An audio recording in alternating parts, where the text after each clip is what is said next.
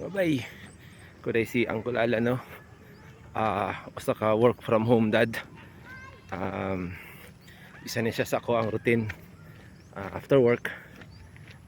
Nag-decide ko og ano raron slow jog. Slow jog ra jud ta. Kay nagabi inyong Uncle Alan gikapoy og dulag basketball do ka game. Kapoy og gukod og mga batan ano. So tibok adlaw sige ra tag lingkod.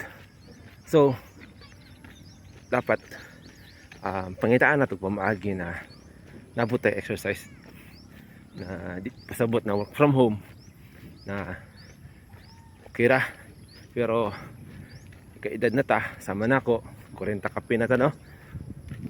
So need yun na to magba exercise, mababa atong sugar, mo maintain na to ang blood at atong mga BP di musaka, no? So kanina dalan isa ni sa bypass road na wala pagagian.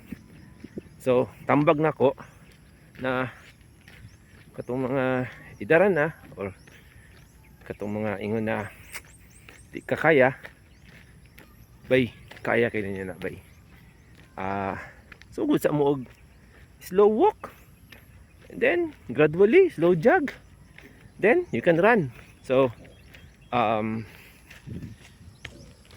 no, puhon basi makadagan tag balik og marathon.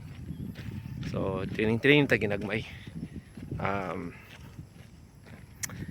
Lihok ta dili pasabot na ano na edad na ta, di ta mo lihok ta para sa atong lawas, para sa atong kaugmaon, para sa atong pamilya, ha? So kini benefit sa isa ka slow jog, slow ra jud ni, hinay ra jud, maguwang ra ni siya sa lakaw is dili kay ko ma-feel og gutom, unlike tong paspas na dagan dili na kay gutomon. So based sa research, ang walking or very slow na jog is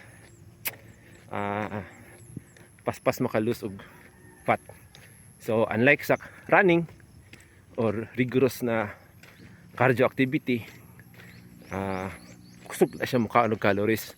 Mo bitaw na usahay o di usahay every time na after ko mag basketball or mag dagan na paspas is bation dayon ko gutom. Pero kung mag walking ko or mag slow jog ko is dili. So tendency mo gud ana is mabulto imong kaon managhan, no?